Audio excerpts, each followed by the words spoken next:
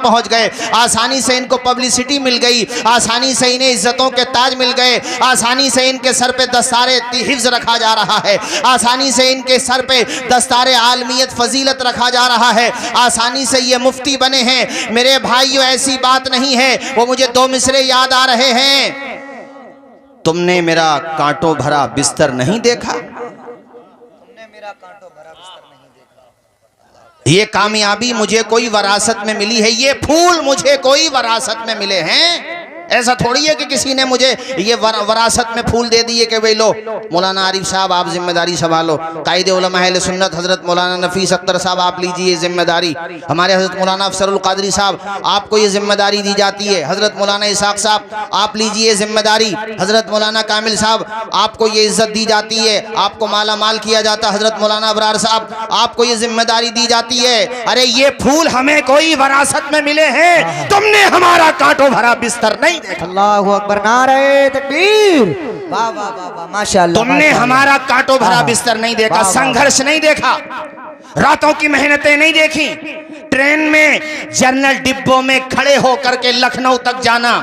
ये कितने तलबा जो कटिहार बिहार से आए, पूर्णिया से आए, किशनगंज से आए, इनके भी माँ बाप थे, इनके भी घर वाले थे, इनके भी लोग थे, मगर ये आए अपने माँ बाप का आंचल छोड़ के, अपने घर वालों का प्यार छोड़ के। कहाँ आए? संभल आए पढ़ने के लिए। मुरादाबाद जामिया नईमी आए, कितने जामियातुर रज़ा आए, मंजर इस्लाम आए, कहाँ से आए, ठोकरे खाते हुए आए।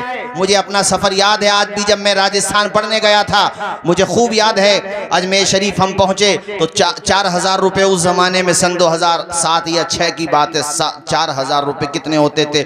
मैं कपड़ों के और सब कुछ चोरी हो गया वहाँ बस में हम उतरे। कारी लेख साहब भी थे, मुझे बस सफ़र याद आ गया तो बता दूँ, ये मैंने अपनी ज़िंदगी का एक तजर्बा बताया है। ऐसे तजर्बात हर तालिब इल्म की ज़िंदगी में आते ज़रूर हैं कभी ना कभी परेशानियों के। जब जेब में 1 रुपया भी नहीं होता है और नाश्ते का वक़्त होता है तो एक दूसरे के चेहरे को देखते हैं। मेरे साथियों, तुम सिर्फ तरक्कियां देख करके तबसरे करते हो, तुम्हें यह पता नहीं है कि ये तलबा वो हैं कि मेरे आका ने फरमाया इनके बारे में कि जब ये घर से पढ़ने के लिए निकलते हैं तो आसमान के फरिश्ते इनकी राहों में अपने परों को बिछाने के लिए निकलते हैं। सुभान अल्लाह, सुभान अल्लाह, माशाअल्लाह, माशाअल्लाह, माशाअल्लाह, वाह वाह, माशाअल्लाह, माशाअल्लाह। अल्लामा मुफ्ती जलालुद्दीन अमजदी अलैहि रहमा, बहुत सारी किताबों के आप मुसन्निफ हैं। फतावे फैजुर रसूल बेहतरीन नाबग़े रोज़गार थे अपने अहद के। कहते हैं दिन भर में मजदूरी करता था, दिन भर में मेहनत करता था, घर का खर्चा चलाने के लिए दिन भर में मेहनत करता, मजदूरी करता, जिससे मेरे घर का चूल्हा जलता था। और रात में जाकर के रईसुल कलम अल्लामा अरशदुल कादरी के पास जाकर के पढ़ा करता था। एक नाम है अल्लामा गुलाम रसूल सईदी, जिनकी शख्सियत अल्हम्दुलिल्लाह मनारे नूर है। तिबियानुल कुरान जिनकी मारकतुल आरा, इसी तरीके से नेमतुल बारी जिनकी बेहतरीन, उन्होंने जो बुखारी शरीफ की शरह लिखी है। इसके अलावा मकालात शारे मकालात हजरत गुलाम रसूल सईदी, मकालात सईदी के नाम से बहुत किताबें उनकी हैं। उनके बारे में है कि सिर्फ 1 जोड़ी कपड़े थे, सिर्फ 1 जोड़ी कपड़े। और जब नहाने की ज़रूरत आती तो बस्ती के बाहर जाते और कहीं तालाब था वहाँ जाकर के नहाते और वो कपड़ों को धोते और वहीं पे करीब में उसके आसपास में सुखाने के लिए जब वो सूख जाते तो पानी से निकल करके बाहर आते थे। ऐसे तालीम हासिल की, मगर अल्लाह ने कितनी इज्जत दी कि आज उनकी लिखी हुई किताबें सिर्फ बर्रे सगीर में अहले इल्म की आंखों का सुरमा और उनके दिल का करार नहीं है, बल्कि जहाँ जहाँ भी अल्हम्दुलिल्लाह सुन्नियत पाई जाती है वहाँ उनके किताब के हवाले जात दिए जाते हैं। मेरे साथी, ऐसे इल्म हासिल किया जाता, संघर्ष की राह चलना पड़ता है। बात तालीम की आ गई तो मैं बता दूं, ये जो बल्ब आप देख रहे हैं, एडिसन नाम है उसका जिसने बल्ब बनाया। उसने वो पढ़ने गया तो टीचर ने जो है एक दिन उसको पर्ची लिख के दे दी, कहा अपनी माँ को दे देना ये ख़त। वो जब ख़त लेकर के अपनी माँ के पास पहुँचा, माँ ने सीने से लगा लिया। ये बात मेरी माएँ बहनें सुने, क्योंकि ये जो 9 तलबा आज अल्हम्दुलिल्लाह हुफ़ाज़ बने हैं, इनकी कामयाबी में इनकी माँ की दुआ भी तो शामिल है। बेशक बेशक, इनके बाप की दुआ भी शामिल है।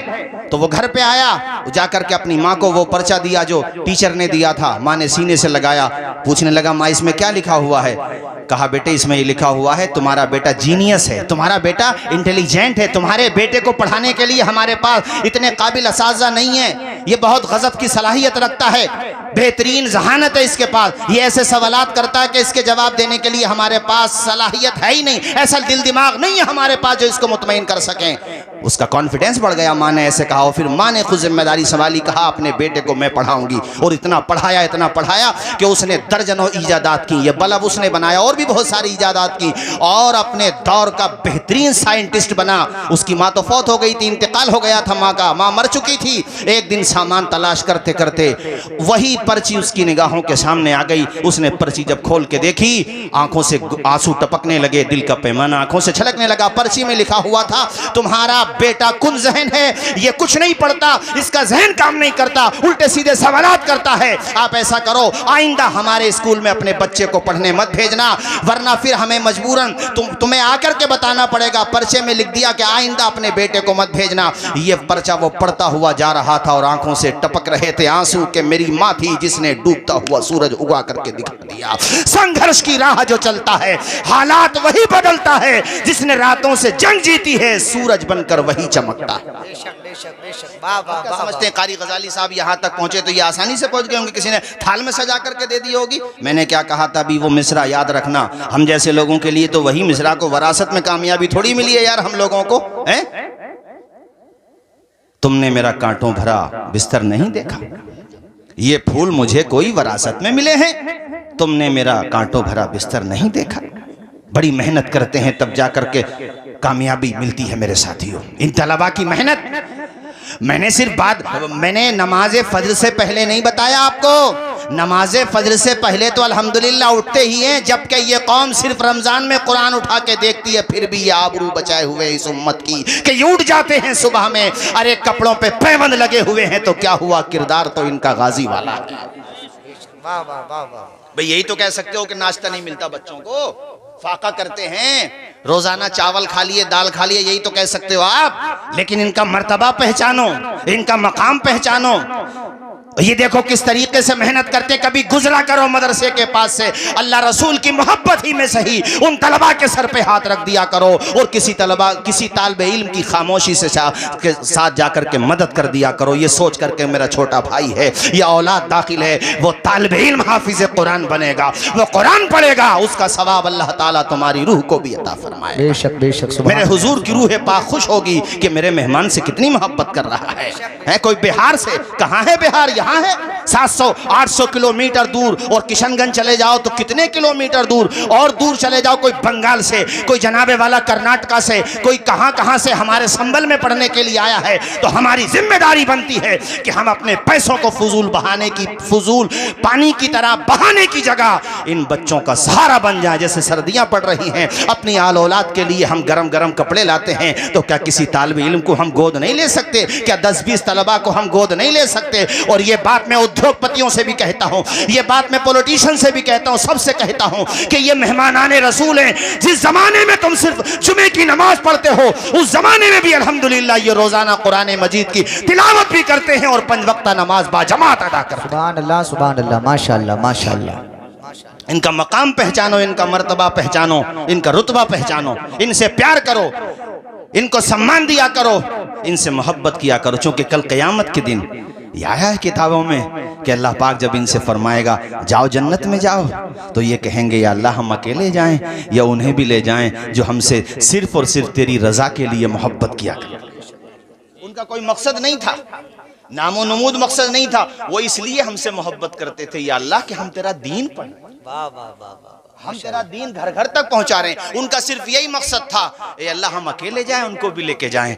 रब तो बड़ा करीम है, जब करम करने पे आता है ना, बिजली को कड़क शम्मा को लो देता है। वो तो पत्थर में भी कीड़ों को ग़िज़ा देता है, और देने पे जो आती है करीमी उसकी, एक मांगो तो सो देता है। माशाल्लाह हमारे देखो ये कादरी नौशाही टीम वाले भी आगे, अल्लाह शाद व आबाद रखे। इतना मजमा तो कभी कभी होता जितना अभी अभी हो गया माशाल्लाह, और इतनी सर्दी में हो गया। देखो अल्लाह सबको शाद व आबाद रखे। भाइयों तवज्जो है आपकी, अल्लाह जब अता करने पे आता है तो क्या अंदाजा लगा लो। उसने खुद कहा मैं बगैर हिसाब के देता हूँ।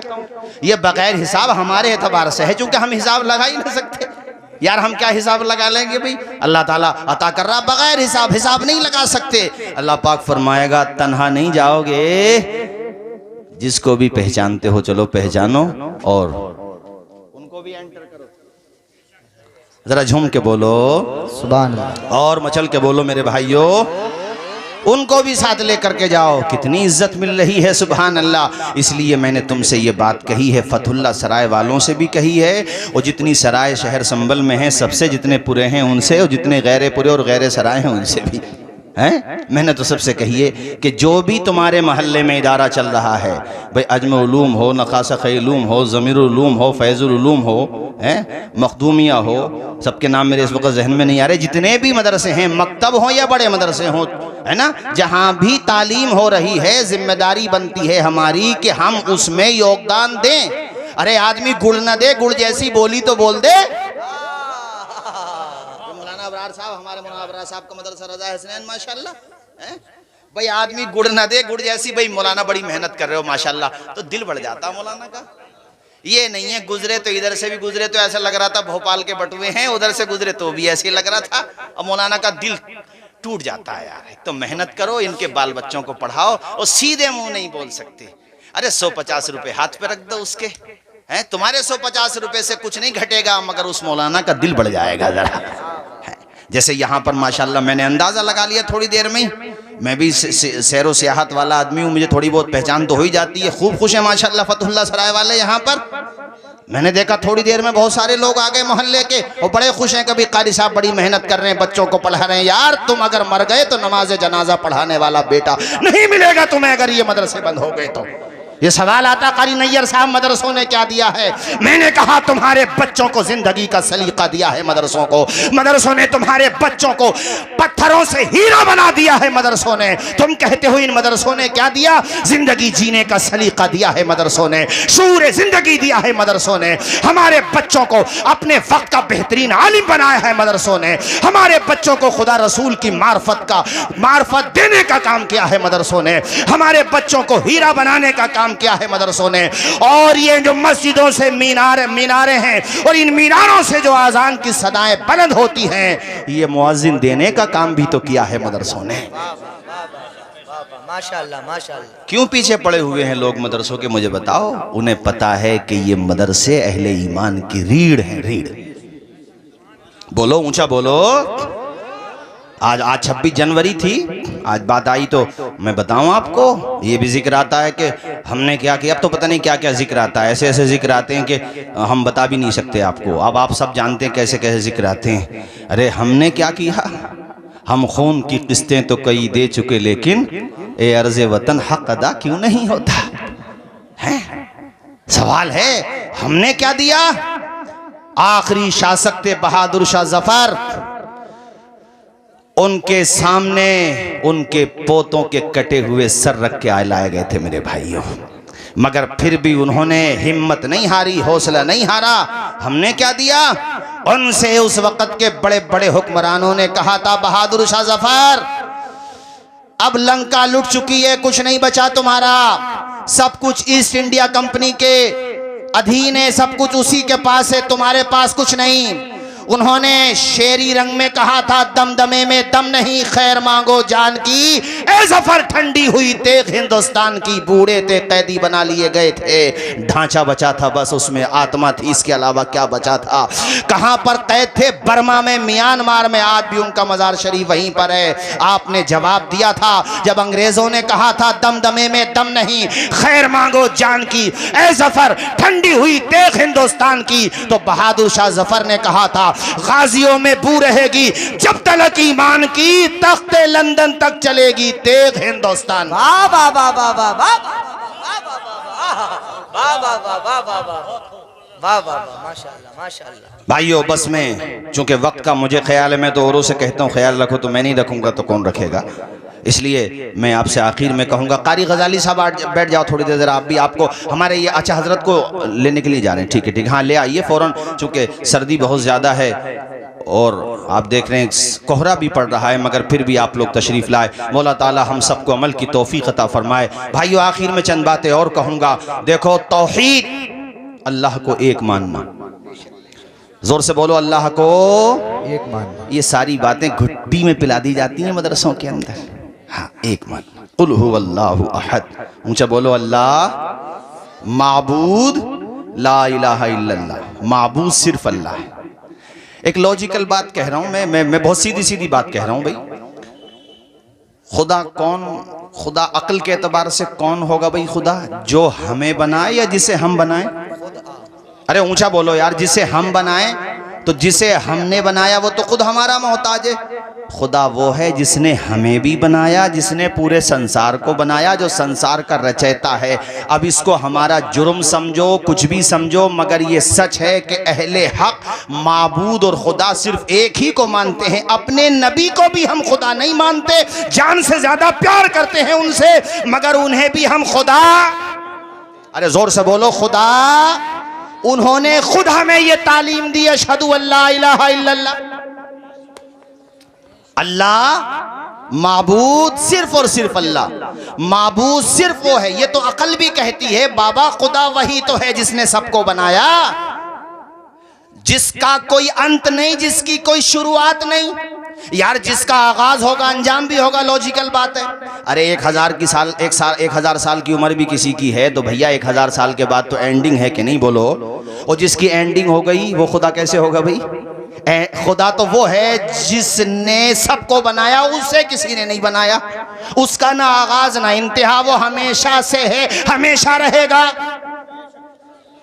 ऊंचा बोलो हमेशा। बात खत्म हो गई। जिस पे मौत तारी हो जाए वो कैसे खुदा हो सकता है? जिसकी एंडिंग हो जाए वो कैसे खुदा हो सकता है? जो किसी का मोहताज हो, खुदा वो है जो किसी का मोहताज नहीं, पूरा संसार उसका मोहताज।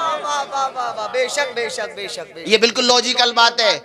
हमने ये किताबों में पढ़ा, हमारे मौलाना कामिल साहब हमारे साथी बैठे हुए हैं, इसमें क्या बोलते हैं उसूल शाशी में भी है, हमारे वहाँ उसूल फ़िक़ह की किताब है, हमारे हज़रत मौलाना आरिफ साहब क़िबला तशरीफ़ फरमा, उलमा पूछिए इनसे। उसमें सवाल ये है कि अगर अंबियाए किराम की जमात नहीं भी आती तब भी क्या इंसानों पे लाजिम था कि वो खुदा को एक माने?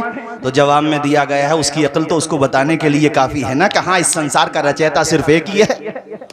तब भी ज़रूरी था उसके ऊपर अपनी अक्ल दौड़ाए कि जिसकी एंडिंग हो जाए वो खुदा कैसे हो सकता है।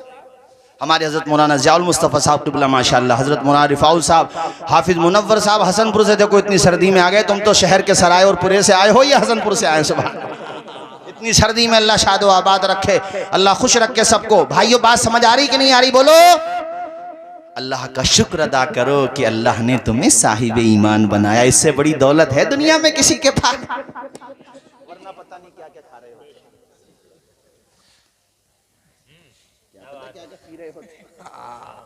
अल्लाह का शुक्र अदा करो कि अल्लाह का लाख लाख फजल है कि उसने अपने महबूब के सदक़े में ये तौफीक अता फरमाई कि ये समझ रहे हैं कि खुदा कौन है।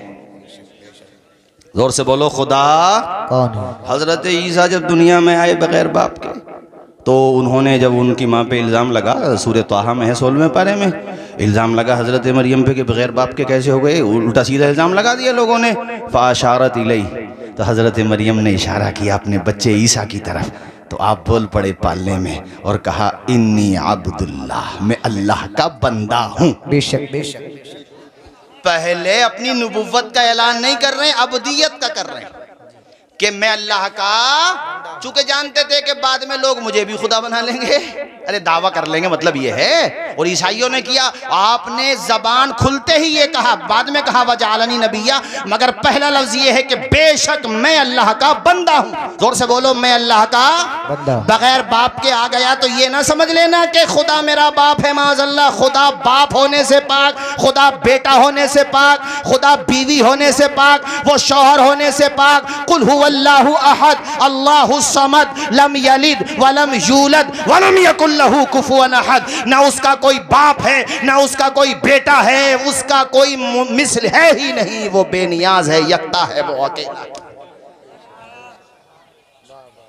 अब कोई कहे साहब इसमें तौहीन हो जाती है, तो हम तो अपने नबी को खुदा नहीं मानते, तो माज़अल्लाह मुसलमान अपने नबी की शान में तौहीन कर रहे हैं।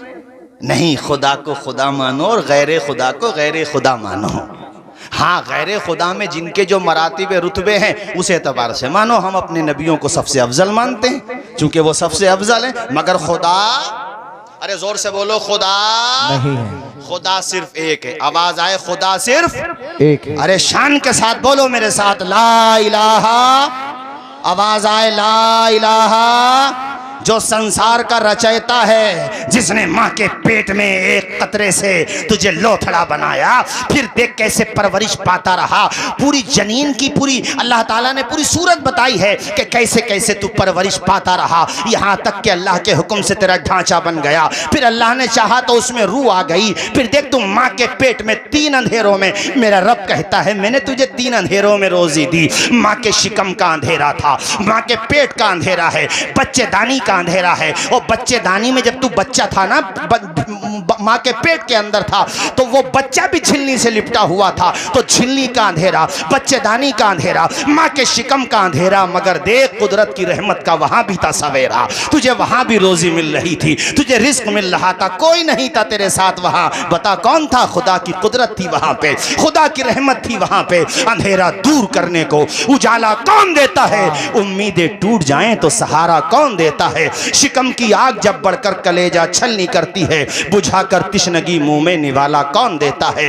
वो जो पत्थर में भी कीड़ों को ग़िज़ा देता है, वो खुदा है जो हम सबका काम बना देता है। ए इंसान, तू माँ के पेट में था। अब एक बात बता, कोई इंसान को किसी को पता है कि वो कहाँ जा रहा, अमीरों में जा रहा है या गरीबों में जा रहा? बोलो पता है भाइयों किसी को? मुझे बोलो पता है? जब आया तब भी नहीं पता था कहाँ आया, और जब जाएगा तब भी नहीं पता कि कहाँ जाएगा दुनिया से। किसी को पता है? बताओ। न आने में इख्तियार, न जाने में इख्तियार। तो तुम्हारी इतनी ताकत है भाई साहब, कितनी बड़ी कुर्सी मिल जाए, कसे बाशत कुजा बाशत। कारी नैयर साहब, कितनी ही बड़ी कुर्सी मिल जाए, इतनी पावर है इंसान की कि न आने में इख्तियार, न जाने में इख्तियार। जब आए तब भी दूसरों ने नहलाया था, और जब जाएंगे तब भी दूसरे नहलाएंगे। हाँ, जब आए तब भी रो रहे थे, जब जाएंगे भैया तब का पता नहीं। मगर जिनके बारे में कह रहा हूं वो तो रोंगे। इतनी ताकत है तुम्हारी। इधर देखो मेरी तरफ, ये रुमाल है मेरे हाथ में, इसका एक हिस्सा अगर मेरे हाथ में रहेगा तो मैं दूसरे हिस्से को पकड़ सकता हूं, और दोनों ही मेरे हाथ में नहीं है तो क्या इख्तियार है? तो ये एक हिस्सा हो गया पैदाइश, दुनिया में आना, एक हिस्सा हो गया जाना। दोनों पे मेरा इख्तियार नहीं है, तो मैं किस बात पे इतरा रहा हूं? वे नमरूद ना रह सके, तुम क्या रहोगे दुनिया में बेवकूफो? नमरूद जो दुनिया में हुक्मरानी करता था, जिसने प्रेग्नेंट औरतों को मरवा दिया था, जिसने छोटे छोटे बच्चों को कत्ल करा दिया था, जिसको अपनी ताकत पे इतना नाज था कि हजरत इब्राहिम ने उसका नशा उतार के रख दिया। उससे दरबार में कहा था खुद को खुदा कहलवाता है, जनता से सजदे कराता है, जरा सा उनको क्या है वो दे देता है, गल्ला वगैरह दे देता है, जरा सा राशन पानी दे देता है, तो खुद के खुदा होने का ऐलान कर रहा है। हजरत इब्राहिम ने जब चैलेंज किया, जवाब ना दे सका। आपने कहा मेरा खुदा तो वो है जो जिंदों को मार देता है और मुर्दों को जिला देता है। कैद खाने से बुलाया, जिनको फांसी होना थी उनको छोड़ दिया, और जिनको छोड़ना था फांसी पर लटकवा दिया। कहा इब्राहिम देखो ये काम तो हमने भी कर दिया। इब्राहिम समझ गए कि नील बटा नील, जीरो बटा सन्नाटा है, कुछ नहीं आता जाता है, जनता की कमीलमी और जाहिल पने का फायदा उठा रहा है। आपने कहा अच्छा नमरूद ये बता, अगर तू खुदा है तो सिर्फ जमीन का खुदा है या आसमान का? अरे तो वो तो तनतना हो गया, उसका सीना तो बड़ा चौड़ा हो गया, पता नहीं कितने इंच का हो गया, कितने इंच का हो गया वो आप समझते हो, मुझे बताने की जरूरत नहीं है। कहने लगा अरे मेरी हुकूमत तो आसमानों पे भी चलती है। इब्राहिम खलीलुल्लाह ने कहा तब तो सूरज पे भी चलती होगी। कहा बिल्कुल चलती है। कहा सुन नमरूद, मेरा खुदा वो है जो सूरज को पूरब से निकाल के पश्चिम में डुबोता है। अगर तेरे पास पावर है तो एक दिन ऐसा कर, सूरज को पश्चिम से निकाल के दिखा दे। फबुहितल्लज़ी कफर, कुरान का 3रा पारा, मेरा रब कहता है फबुहितल्लज़ी कफर, तोते उड़ गए नमरूद के, बोल ना सका। ऐसे तोते उड़ने का मतलब होता है ऐसे। कुछ देर वो इसी पोजीशन में रहा, आंखें खुली की खुली रहीं। हजरत इब्राहिम बोले वो सूरज को कह ही दिया था मैंने, अरे तू तो सूरज तो सूरज है, चांद भी नहीं निकाल सकता, सितारा नहीं निकाल सकता। जरा सी ताकत मिल गई तो इतरा रहा है। और जब एंडिंग हुई इनकी, समझ गए ना, ये वाला सिरा तो था नहीं, ये बीच में जो पीरियड है 40 साल का, 50 का, 100 का। वैसे 100 बहुत कम है, सेंचुरी मारना तो बहुत बड़ी बात है। पूरे फतुल्ला सरा में 1-2 होंगे जिन्होंने सेंचुरी मारी होगी पिछले 10 साल। मेरे गांव में 2 लोग ही थे बस, वो भी गुजर गए बेचारे, अभी 1 हफ्ता पहले इंतकाल हुआ एक का। तो 100 मैं कहूँ 500 साल भी है, तो ये बीच में मौत और जिंदगी के बीच का जो पीरियड है, तो ये उसके ऑर्डर के अनुसार ही गुजारो, जिसने भेजा है और जो बुलाएगा, इसमें अपनी ना चलाओ। जब आने में ना चली, अरे जोर से बोलो यार, जब आने में ना चली और न जाने में चले। एक बात बताओ भाई, हमारे मेहरान भाई भी बैठे हुए माशाल्लाह, सलीम भाई, अब्दुल मन्नान भाई वगैरह वगैरह माशाल्लाह, सभी भाई हैं, कोई बुजुर्ग हैं, कोई हमारे बच्चे उम्र बच्चे जैसे छोटे छोटे। एक बात मुझे बताओ, अगर इतनी ही पावर आ गई है लोगों के पास, तो भाई साहब फिर तो जो ताकतवर होते हैं, जिनके पास बड़ी पावर होती है, जो अपनी उंगलियों के इशारे से जनता को नचाते हैं, सबसे पहले तो वो अपनी मौत का इंतजाम करते कि नहीं करते? मौत से बचने का, ऊंचा बोलो, अरे जोर से बोलो, करते? कोई बादशाह क्यों चाहेगा मुझे मौत आए? बादशाह तो बादशाह है यार, गांव का प्रधान नहीं चाहेगा मुझे मौत आ जाए, एक वार्ड मेंबर नहीं चाहेगा मुझे मौत आ जाए, मगर मैंने देखा कि जब आती है तो उनको भी आ जाती है। ला यस्तखिरून साअतम वला यस्तक़दीमून। मेरे रब ने मौत का निज़ाम ऐसे रखा, अल्लामा अफसर साहब, अरे ये भी अल्लाह का करम है कि सबको आ रही है, वरना अमीर लोग तो इसका भी मजाक उड़ा लेते कि गरीब था यूं मर गया। सही बात। और उस गरीब आदमी को बेचारे गांव के डॉक्टर की दवाई लग गई। अरे बोलो जरा जोर से बोलो, कितने कितने मालदार हैं, अरबोपति हैं, बड़ा जी चाहता खाने को, मगर शुगर पेशेंट है बेचारे, देखते ही रहते हैं मीठे को। और रक्षा पोलर है मेरा रक्षा पोलर, मेरा गरीब भाई, मेरा टेम्पू चलाने वाला, ये मील में जाके काम करने वाला, ये दहाड़ी लगाने वाला मेरा गरीब मजदूर भाई, अपने बच्चों को खून पसीने की कमाई खिलाने वाला, ये कैसा है कि सो जाता है फुटपाथ पे अखबार बिछाकर, मुफलिस कभी नींद की गोली नहीं खाता। हमारे मुबल्लिग दावत इस्लामी हजरत मुआज़ अल मुस्तफ़ा साहब क़िबला तशरीफ़ फरमाए, उलमाए किराम से पूछो, अल्हम्दुलिल्लाह, और नींद की गोली खाने की ज़रूरत उलमा को भी नहीं पड़ती है। नहीं आती है तो अपना आयतुल कुर्सी 2-3 दफ़ा पढ़ लो, आ ही जाएगी इंशाल्लाह।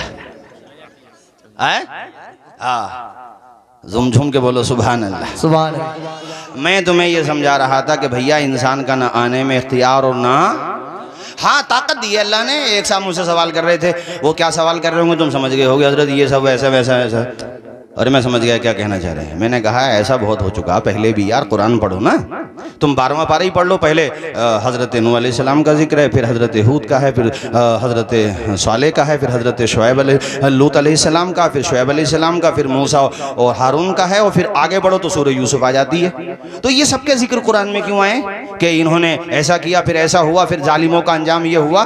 तो ये कुरान में बार बार बताया गया कि पहले भी ऐसा हो चुका है। कभी अगर समस्याओं आ जाएं, परेशानी आ जाएं, तो ईमान मत दे बैठना, इसलिए कि सब कुछ इसी पे टिका हुआ है तुम्हारा। बेशक बेशक बेशक। और फिर कुरान ने ये भी तो बताया जालिमों का अंजाम क्या हुआ। अब तफसीर पढ़ लो कुरान की। ये जो नमरूद थे, मिस्टर नमरूद, अरे थोड़ा इज्जत के साथ नाम लो ना यार, किसी की बेइज्जती भी करो तो इज्जत के साथ करो यार। हम लोग ज़बान का गलत इस्तेमाल क्यों करें? मिस्टर नमरूद की जब एंडिंग होती है तो अल्लाह ने फरिश्तों की जमात नहीं भेजी, अल्लाह पाक ने मच्छरों की फौज भेजी। जो फौज थी उसने उस फौज को निपटाया। उन मच्छरों में एक मच्छर था, विकलांग था वो। उनको लंगड़ा कहोगे तो उनकी रूह को तकलीफ ना पहुंचेगी? है विकलांग, विकलांग थोड़ा जरा सही लफ्ज है। विकलांग मच्छर, ब्रेन वाश्ड था वो सीधा एंट्री करता है नाक के रास्ते से ब्रेन में, ब्रेन हेमब्रिज तवी से चला शायद। और उसने वो अटैकिंग, मतलब उसने वैसा अटैक किया कि वही जनता जो उसको सर झुका के सजदा करती थी, अपने पाँव का जूता मारती थी, तो इनाम देता था, तो बड़ा रेस्ट मिलता था उसको वहां पे। जब देखो क्या अंजाम हुआ, जोर से बोलो हुआ कि नहीं, ऊंचा बोलो जरा भाइयों। हमने क्या बताया? वो मोहलत देता है, पावर नहीं देता है। अब मैं हाथ हिला रहा हूं तो ये मोहलत तो है, ये बेवकूफ़ी है। मैं समझूं कि मेरे हाथ हैं, जिस दिन दम निकलेगा ऐसे पड़े हुए होंगे। अबे तो बेवकूफ़ हो, ये जो तुम्हें टाइम मिल गया है अच्छा करने का, तो जनता के हित में काम करो, अच्छे काम करो। लड़ने झगड़ने की बातें क्यों करते हो, लड़ाने उड़ाने की? तुम्हारे काम आएंगी, अच्छा काम करके जाओगे। अरे अजाब भी होगा तो कमी होगा, बनिस्बत दूसरों के होगा तो हमेशा ही है, मगर आजाब में भी तो फर्क होगा ना। तो मैं इस एतबार से कह रहा हूं कि कभी ये ना सोचो कि हम खुदा हैं। बहुतों के नशे अल्लाह ने ढीले कर दिए, मोहलत दी अल्लाह ने। मैंने पहले तुमसे क्या कहा कि अल्लाह मोहलत देता है, मगर अल्लाह कुरान में ही कहता इन्ना बत्श रब्बिका लशदीद, बेशक तेरे रब की पकड़ बहुत सख्त है। जोर से बोलो, पकड़ बहुत। फिरौन को नहीं डुबो दिया अल्लाह ने बहरे हमर में। और जब उसने मौत को देखा, अजाब के फरिश्तों को देखा, तो 11वें पारे में है, कहने लगा मैं ईमान लाता हूँ मूसा और हारून के रब पे। अल्लाह पाक ने जवाब दिया, आल आना वक़द असैता क़ब्लु व कुन्ता मिनल मुफ़सिदीन। अब ईमान ला रहा है, पहले तो बहुत बड़ा फसादी था, अल्लाह ने कहा कुरान में। और इसके बिल्कुल फौरन बाद आयत है, अल्लाह कहता हम तेरे बदन को महफूज रखेंगे ताकि लोगों के लिए इबरत का सामान। अरे कुरान की एक एक बात सच्ची है मुसलमानों, ईमान मजबूत रखो, डगमगाओ मत। कभी ऐसी सिचुएशन आए तो मैदान करबला है ना हमारी निगाहों के सामने, क्यों डगमगा रहे हो भाई? ईमान मजबूत रखो, अल्लाह का शुक्र अदा करो। यार तू दुनिया में आया, अल्लाह का कितना बड़ा एहसान है कि अल्लाह ने अपने महबूब की उम्मतियों में पैदा। बेशक बेशक, नारे तकबीर, नारे रिसालत, नारे हैदरी, नारे गौसियत, मसलके आला। आज भी मिस्र के अजाइब खाने में उसकी लाश रखी हुई है। मैं तो कहता हूँ ये बड़े बड़े लोग जो विजिट पे जाते हैं ना, मैंने कहा जाके देख लिया करो कि जब वो ना बचा तो फिर आगे की तो आप खुद ही जुमला सेट कर लो यार, हैं? बोलो अल्लाह, आवाज आए अल्लाह, ऊंचा बोलो अल्लाह। पढ़ो मेरे साथ, ला इलाहा इल्लल्लाहु मुहम्मदुर रसूलुल्लाह सल्लल्लाहु अलैहि वसल्लम। कुरान मेरे नबी का सबसे बड़ा मौजज़ा है। बस 5 मिनट, चूँकि हज़रत की तशरीफ़ आवरी हो गई, मैं हज़रत का इंतज़ार कर रहा था। आपने भी देख लिया और मैंने भी छोटी ज़िंदगी में देख लिया कि कुरान मजीद के साथ दुनिया के तवागीत, जालिम, दुश्मनाने दीन जितनी मुखालफत कर रहे हैं कुरान के साथ, अल्लाह की कसम लेके ये बात कह रहा हूँ कि कुरान उतना ही लोगों के सीनों में उतरता चला जा रहा है। अभी रिसेंटली, ज़्यादा दिनों की बात नहीं है, यूरोप के बड़े बड़े कई मुफक्किरीन ने अभी 1-2 महीने के अंदर, किसी की दावत पर नहीं, किसी ने समझाया नहीं, खुद ही उन्होंने कुरान को स्टडी किया और वो अल्हम्दुलिल्लाह दामन इस्लाम से वाबस्ता हो गए। खुद ही अपने आप ही इतना असर पड़ता कुरान का।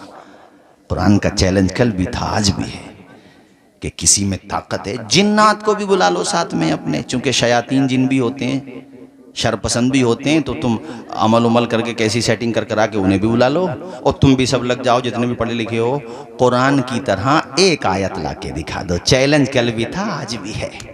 और कुफार मक्का ने तो बड़ी कोशिश की थी, अब्दुल्ला इब्न मुक़फ़्फ़ा को पकड़ के लाए थे एक दफ़ा, बहुत बड़ा फसीह था ये, बेहतरीन अरबी ज़बान का माहिर था, शायर था, पकड़ के लाया, उसे सेट किया बड़ी मुश्किल से, तो वो आया, तो वो जाने लगा, बोले चलो आज हम करते हैं मुकाबला, मुसलमानों के नबी, हमारे प्यारे नबी का नाम लिया उसने, कहा हम करते हैं मुकाबला। वो पब्लिक पीछे पीछे जा रही थी, अब्दुल्ला इब्न मुक़फ़्फ़ा आगे आगे जा रहा था। रास्ते में मुसलमानों का कोई बच्चा कुरान मजीद की आयत की तिलावत कर रहा था, तो वहीं पे रुक गया, कहा बेटा ये बता तू क्या पढ़ रहा था? कहा ये कुरान है, मैं कुरान पढ़ रहा था। तो वहीं से बैक हो गया, पब्लिक इधर को ढकेल रही है तो पब्लिक उधर को ढकेल रहा। अरे लोगों ने कहा अब्दुल्ला इब्न मुक़फ़्फ़ा तुम तो अभी बड़ी लंबी लंबी हाँक रहे थे। कहा बेवकूफ़ो, ये बच्चा जो पढ़ रहा है, अल्लाह की कसम ये किसी बशर का कलाम हो ही नहीं सकता, और बशर ही तो मुकाबला कर सकता है, बशर से, खुदा के कलाम से कौन मुकाबला कर सकता है।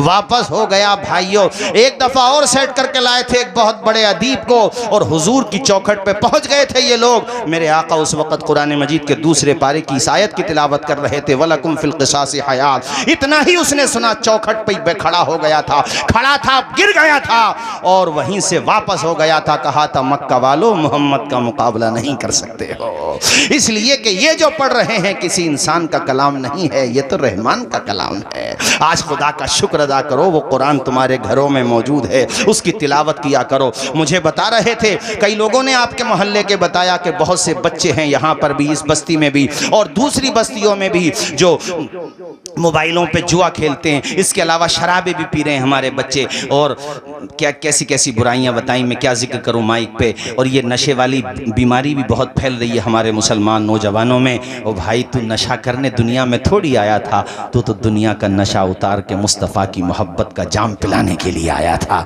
तुझे क्या हो गया है यार, तू किधर चला गया है मेरे भाई? मस्जिदें देख हमारी आज भी खाली खाली हैं। कम से कम ऐसे हालात में तो हमें मस्जिदों को भरना चाहिए था, पेशानी झुकाना चाहिए थी। अच्छी बात है जो मस्जिदें हमारे हाथों से गई उसके लिए रोते हो, ये भी ईमान की निशानी है। इसमें मैं ये नहीं कहूँगा कि अच्छी बात नहीं है, ये कहूँ कि तुम मस्जिदों में तो आते नहीं, रो क्यों रहे हो। वो रोना भी ईमान की निशानी है। हाँ, मस्जिदों में नहीं आना ये तुम्हारी बदामाली है, रो रहे हो ईमान है। अब ऐसा करो जो मस्जिदें खाली हैं उसको भर के अपने गम को कम करो यार, आके खुदा की बारगाह में दुआ करो। वो मेरा परवरदिगार जब चाहेगा जैसे चाहेगा, हालात बदलने वाली ज़ात अल्लाह की ज़ात है, उस पर यकीन तो करो। हज़रत यूसुफ अलैहिस्सलाम का मैंने मुख्तसर तस्करा किया, देखा नहीं है तुमने, घर से दूर किए गए, भाइयों ने ही दूर किया, और फिर देखो उनके बारे में कहा गया भेड़िया खा गया, कुएं में डाल दिया, और कुएं से फिर निकाले गए, और फिर देखो इल्ज़ाम भी लगा उनके ऊपर, तोहमत लगी, और फिर जेल में गए। कैसे कैसे हालात से गुजरे, मगर फिर अल्लाह ने कैसी कामयाबी अता फरमाई कि मिस्र के तख्त पे बिठा दिया हजरत यूसुफ अलैहिस्सलाम को। भरोसा रखो खुदा की ज़ात पर, उस पे यकीन रखो। नादान को इस बात का बिल्कुल नहीं पता, पढ़े व तो इज़्ज़ु मन तशाओ व तो ज़िल्लु मन तशा। अल्लाह के हुजूर ये होता है फैसला, व तो इज़्ज़ु मन तशाओ व तो ज़िल्लु मन तशा। बंजर ज़मीं पे फूलों की चादर बिछाए वो, पत्थर को मोम, मोम को पत्थर बनाए वो। उसकी रज़ा से जहर भी बन जाता है दवा। पढ़े सारे लोग। व तो इज़्ज़ु मन तशाओ व तो ज़िल्लु। नादान को इस बात का बिल्कुल नहीं पता। आखिरी शेर, और ये हम आपकी सबकी तरफ से, और जो हालात हैं आप समझते ही हैं।